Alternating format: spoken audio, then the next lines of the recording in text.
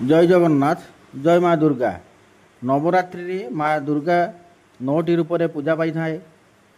यही 9टी माँ होती शैलपुत्री ब्रह्मचारिणी चंद्रघंटा कुष्मांडा स्कंधमाता कात्यायनी कालरात्रि महागौरी सिद्धिदात्री रूप से पूजा पाई था। यही नवदिनात्मक पूजारे माँकर पूजा अर्चना सह सप्तशती चंडी मध्य पाठ करा जाय थाए।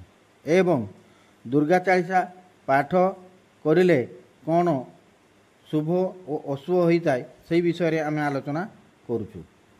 तो चालीसा पाठ दुर्गा चालीसा पाठ द्वारा मानसिक अशांति दूर होता है, मानसिक शांति मिलता है, घर नकारात्मक ऊर्जा दूर हुए, आर्थिक लाभ मध्य होता है।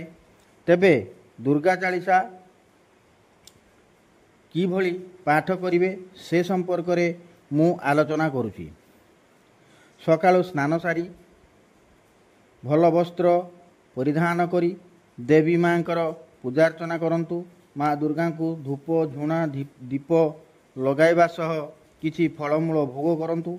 एहा परे दुर्गा पाठ चालीसा पाठ करंतु। दुर्गा चालीसा पाठ परे माँ को आरती करी क्षमा प्रार्थना परे प्रसाद सेवन करंतु। एहा मंगल हेबो।